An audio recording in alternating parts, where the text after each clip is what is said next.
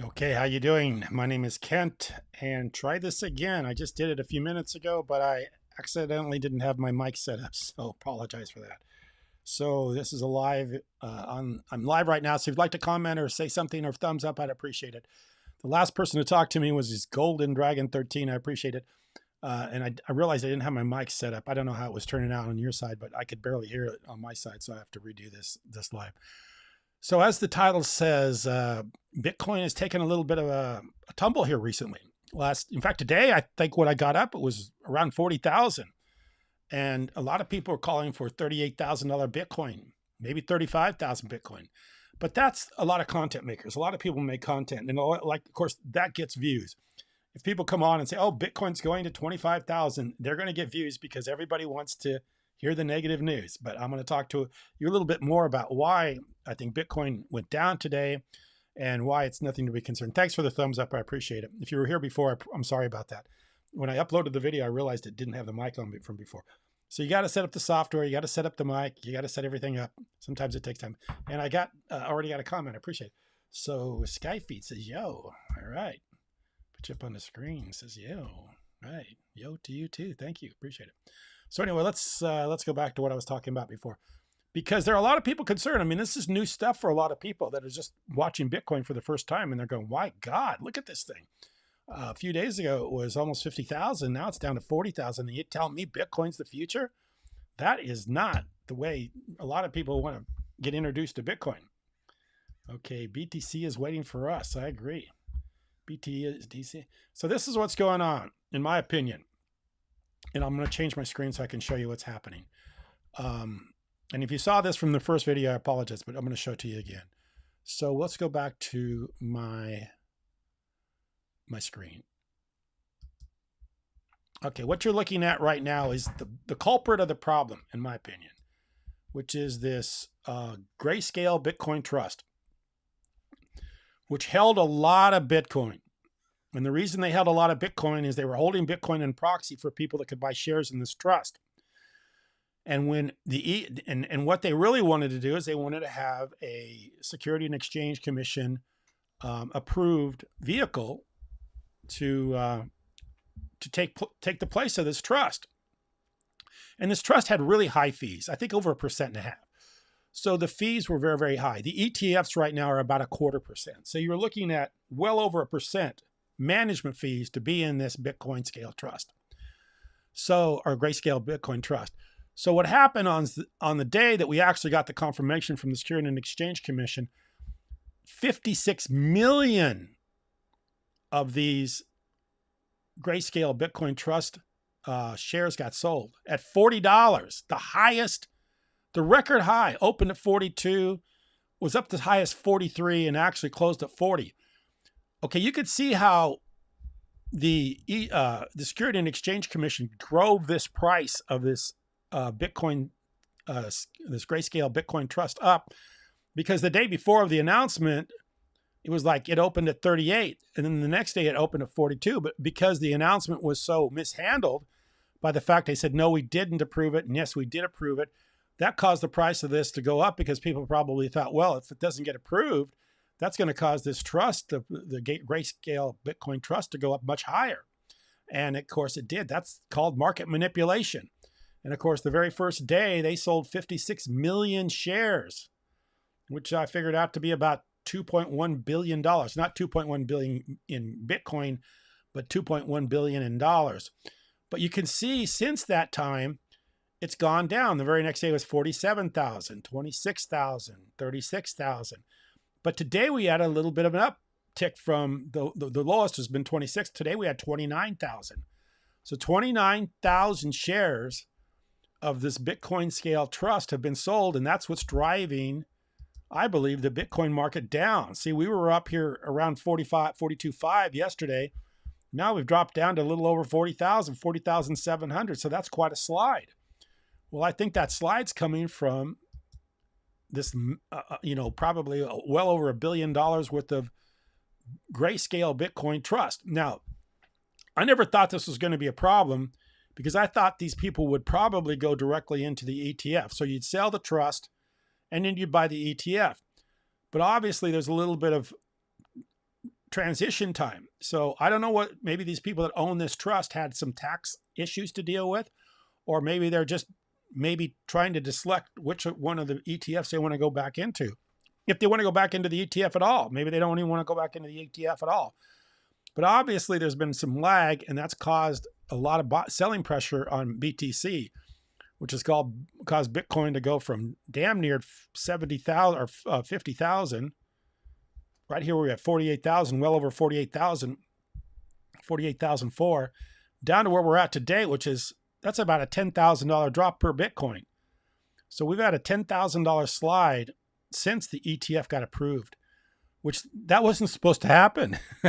Everybody is expecting Bitcoin to really rally when the ETF got approved.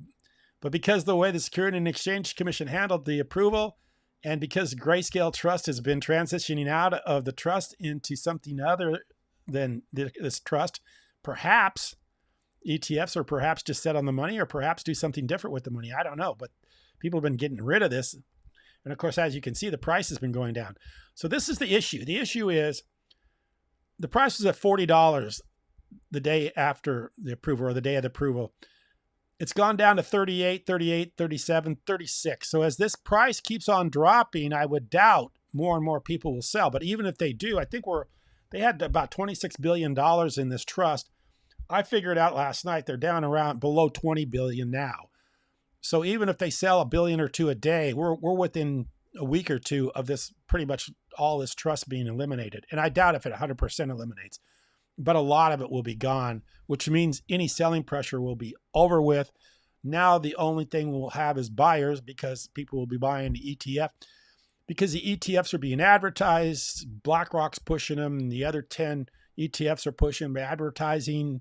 The brokers are on the book, on the phones, talking to their clients, or at the golf courses, or wherever they intermingle with their clients, getting them to buy the ETF, which has been enormous ETF interest as of recently. And of course, there'll be even more. We've only had a few days of it to be available. So we'll see what happens the next week or two when the sales forces really start to mobilize and start selling more of the ETF. But like I talked about yesterday, I want to talk about this. I go to this site every day. It's called Bubble Crypto. And this gives you an overview of the market as far as the altcoins are concerned. So if you just look at the last hour, and it's funny, this will change day by day, hour by hour. They keep it pretty close. This is an interactive interface with the actual altcoin market. So you can see this is called Hex. This is Pulse. These are Richard Hart's deals. I've talked about this before. He holds all the tokens. That's why these prices go up. It's a thinly traded market. He's on a run from the feds right now, so I doubt that he's selling any tokens. So these tokens just go up because he owns all the tokens. So if he owns all the tokens, he controls what happens, what goes up. The market goes up, it goes down. But if you own Hex or Pulse, it's very difficult to sell, and they're very expensive to sell because you have to do it on the Ethereum blockchain, which it's very expensive because of the fees. I'm going to show you that in a second. So this is the overall altcoin market going on right now, if you want to keep an eye on it. Very interactive, very easy to use. And as I said before, Larry Fink said that the altcoin market, or actually everything, will be tokenized. That's what's really happening with cryptocurrency, is the tokenization of all assets. Simply by putting everything on the blockchain, because it's going to be it's going to be easier for us to maintain everything asset-wise from a blockchain. So real estate will go on a blockchain, commercial real estate will go on a blockchain, housing will go on a blockchain. Everything will go on a blockchain, and it'll be easy for us to see exactly, be transparent, be a way for us to know exactly what's happened, without having all these things where you've got title companies and title searches and courthouses, and all the deeds are stuck away someplace. We don't know who owns the paper on a piece of property. We don't know who has a lien against it. We don't know. We have to do title searches. All that stuff's very expensive. But if all the real estate, all deeds were on the blockchain, it would be very easily managed. And I think that's where we're going. That's what Larry Fink says. He's the asset manager that has 11 trillion, 12 trillion under control. He says that's what's going to happen. So that's probably what's going to happen. And these are those vehicles that it's going to happen by these altcoins. So if you don't believe in altcoins, think about everything getting tokenized. That's where it's happening. But I showed this example last night, and one of the people that commented said that I didn't trade it. I didn't do it the way it should have been done. Which this is an Affinity wallet, and this is actually running on the Ethereum wallet supported by Ethereum blockchain. So it's actually runs the Ethereum blockchain, which means there's gas fees for everything you do. So I was going to show someone, like, this is my dashboard. I have $165.82 in this wallet right now with 3 assets. If I go to the actual wallet to see what I own Pancake Swap, which is $38, and I have $55 in USD coin. So last night I showed that I wanted to trade my USD coin for Ethereum. So if I just go swap here, and you have, here's the USD coin, $55. I drop down this menu to Bitcoin, or actually Ethereum. And if I wanted to trade my $55 for Ethereum, which would be like 0.0002251 Ethereum, and try to make the trade, make it a max, you'll find out that it won't go through because I don't have enough Ethereum to pay the fee. So $55 is not enough money in fees to buy Ethereum, any amount. So the person last night said that I should do half. So if I do half, so now I'm $27, so there's another $25, $23 to pay the fees. That's still not enough. Even if I go minimum, that's not enough. Not enough fees, not enough Ethereum balance to pay the fee. So there's not $55. I cannot do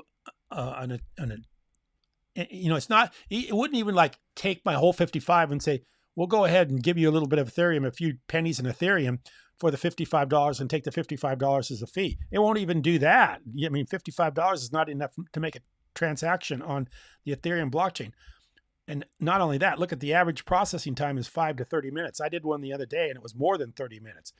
So that's not even accurate. So you can't do an Ethereum blockchain transaction for less than $50. In fact, I should add some more money so we see exactly how much it is. In fact, I think I got some transactions here that we can look at. So we bought cake. Let's look at this transaction right here, or let's look at this block.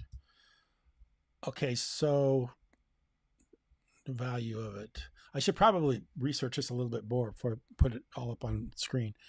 But let's just look at this transaction right here. Let me look at, I could go to the block right here and see the block. Were they going to show me the block? Let me see if I can see the block.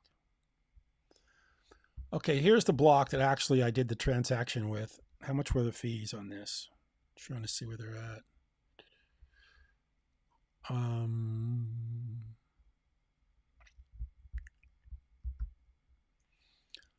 If they're here, I'm not used to this site, so I'm not really looking for where this fee could be. But anyway, it's here someplace.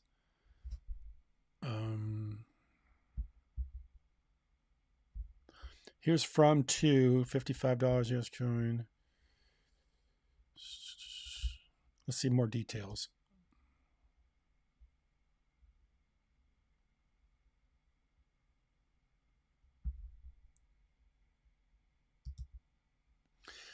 Anyway, go to show you that doing something on the Ethereum blockchain is very, very expensive. Very, very expensive. So please, before you think that Ethereum is going to be the master and ruler of the universe, they have to do a lot of work on this before they get it figured out. So I just wanted to make that point. Let me see if I've got anybody that wants to chat with me today. 4 thumbs up, or 4 people watching and 1 thumbs up. I appreciate it. So, well, Skyfeed, I appreciate your comments and appreciate everybody watching. And we'll have more later. Thank you.